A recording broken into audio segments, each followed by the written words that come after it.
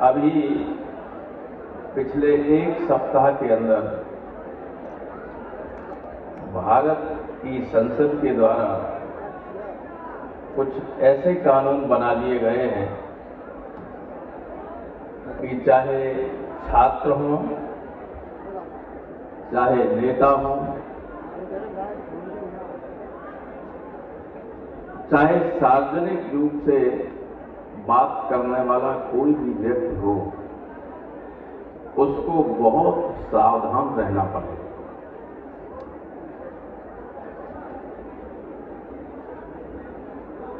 जब इस तरह के कानून बनने लगे कि सरकार की आलोचना राष्ट्रद्रोह होगी, आर्थिक स्थिति पर,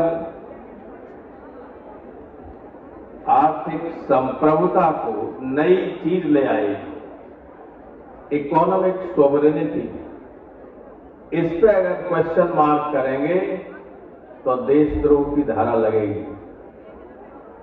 माने अभी विश्व मुद्रा कोष ने, IMF ने 4 दिन पहले रिपोर्ट दी, इतना ज्यादा कर्ज भारतवर्ष पर हो गया है कि उसे चेतावनी देनी पड़ी कि अलर्ट जारी करना पड़ा कि सावधान रहिए, क्योंकि इससे पहले हमारे पड़ोस में लंका में जो हुआ वो आप सब जानते हैं, पढ़े लिखे लोग। तो ये बात अगर आप कह देंगे, IMF ने जो कहा है आपने सोशल मीडिया पर उसको कोट कर दिया, तो कोई भी दरोगा जाके आपको गिरफ्तार करके भेज देगा कि आपने राष्ट्रद्रोह का काम किया। अंग्रेजों के जमाने से मैं ये कहना चाहता हूं कि जो ये कहा गया कि कॉलोनियल एरा के कानून में संशोधन किया गया, अंग्रेजों के जमाने में बनाए गए कानून में संशोधन किया गया। मैं ये कहना चाहता हूं कि हिंदुस्तान का बड़े सा बड़ा वकील से भी बात करेंगे तो ये कहेगा कि 1860 में जो लॉर्ड मैकाले ने IPC बनाई थी भारत के लिए, इससे परफेक्ट कोई IPC हो ही नहीं सकती। आप किसी भी का अपराध की कल्पना कर लीजिए, IPC में उसके लिए धारा है, इस धारा के अंतर्गत मुकदमा चलेगा, दंडित होगा, कितना दंड दिया जाए, एवरीथिंग इज देयर। और ये अंग्रेजों ने भी कभी नहीं माना कि पुलिस के सामने जो बयान दिया जाएगा वो मान्य होगा कोर्ट में, लेकिन उन्होंने संशोधन कर दिया कि पुलिस के सामने जो आप बयान देंगे वो भी कोर्ट में वैलिड होगा। तो पुलिस कौन सा बयान लेती है? पुलिस तो लिख देती है और डर के मारे आदमी दस्तखत कर देता है कि मार मार के घूसा भर देगा। अब वो कोर्ट में मान्य हुआ, पुलिस कहेगा दस्तखत करो इस पर, ये मर्डर तुम्ही ने किया, वो कहे हाँ साहब ने किया। अभी कहने में कोई डर नहीं था, लेकिन अब वो मान्य हो। तो जब इस तरह के कानून बनने लगे, सोशल मीडिया पे लोग लिखते हैं, सोशल मीडिया से भी सरकार को बहुत दिक्कत थी। तो हर तरीके का आप देखिएगा कि अब आप बहुत सोच समझ के बयान दें, सोच समझ के बात करें, क्योंकि जब धीरे धीरे दबने लगता है, ऐसा नहीं कि इससे आदमी परमानेंट ये हमें इसी व्यवस्था में जीना ही पड़ेगा, लेकिन इतिहास इस बात का साक्षी है कि जब जब इस तरह का दबाव जनता पर पड़ा है तो जनता शांत तो रही है, लेकिन वक्त आने पर ऐसी व्यवस्थाओं को उखाड़ के फेंक दिया है, पता नहीं चला कि कहां से आए किधर चले। यही इस व्यवस्था का होगा, आज नहीं तो कल। समय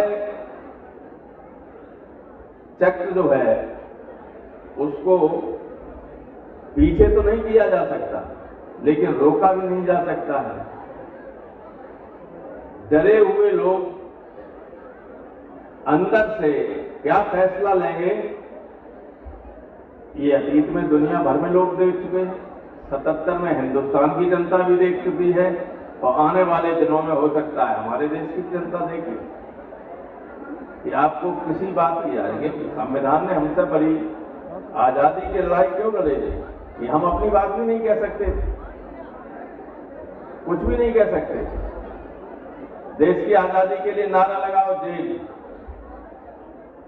अब अगर भ्रष्टाचार है उसकी बात करो तो जेल चले जाओ। अन्याय हो रहा है कहीं उसके खिलाफ कुछ आवाज उठाओगे तो जेल चले जाओगे।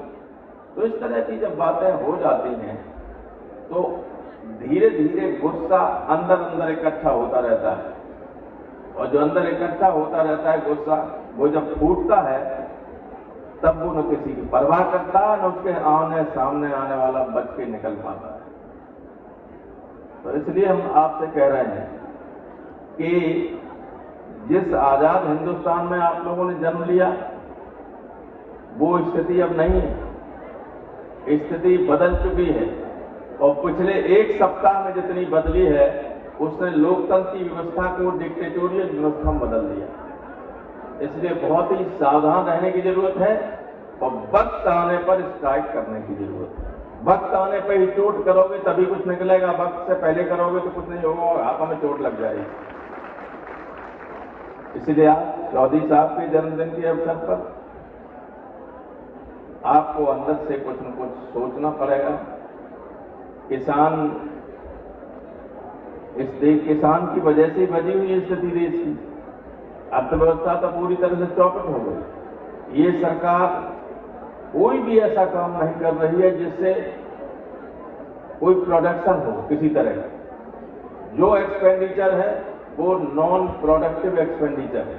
सारा बजट जब 80 करोड़ लोगों को खाने के लिए उधार विदेश से लेके 80 करोड़ लोगों को वोट के लिए केवल खाना खिलाते रहेंगे, उसका रिजल्ट कुछ नहीं आएगा तो दिवालिया तो हो जाएगा देश, आज नहीं तो कल। इसलिए किसान दिवस पर किसान जो अर्थव्यवस्था की रीढ़ है इस देश की, अगर वही बचा रहे तब भी देश सुरक्षित रह सकता है। वरना जिन लोगों के हाथ में सत्ता है वो न किसानों की परवाह कर रहे हैं, वो दो चार उद्योगपतियों की परवाह कर रहे हैं। हमारे सब व्यापारी ईडी के तहत जेल जा सकते हैं, और ईडी तो आ गई जीएसटी में। अगर गांव का कोई व्यापारी छोटा सा दुकानदार है उसको भी आप जानते हैं जीएसटी का फॉर्म भरना पड़ता है। उसमें गलती हो गई, उसके बगल वाला खिलाफ है उसके तो शिकायत कर देगा जीएसटी में चोरी हो गई, ईडी जब चाहे तब गिरफ्तार कर ले जाए। बहुत स्थिति खराब। जो जितना जानकार होगा उसको उतना ही जल लगेगा कि क्या कहें क्या न कहें, लेकिन सुरक्षित रहिएगा और अपनी ऊर्जा को बचाए रखिएगा। जब ऊर्जा के प्रयोग की जरूरत हो, 24 में जरूरत होगी तो उसका प्रयोग कीजिए। बहुत धन्यवाद। आप इंतजार कर रहे हैं कवियों का, अभी एक दो लोग शायद और कुछ कहें, उसके बाद कवि सम्मेलन को सुनिए। और कवियों के लिए सबसे ज्यादा खतरा हो गया, तो कवि ऐसे थे जो समय और परिस्थितियों की, वो तो दर्पण होता है, जैसे साहित्य समाज का दर्पण होता है, तो कवि क्या, कवि तो साहित्य की रचना करता है, और वो तो जो देखता है तो कहता है। उदय प्रताप जी कहते थे कि कोई का क्या, जो देखेगी सो गाएगी, तो जो देखेगी सो गाएगी तो दिक्कत है।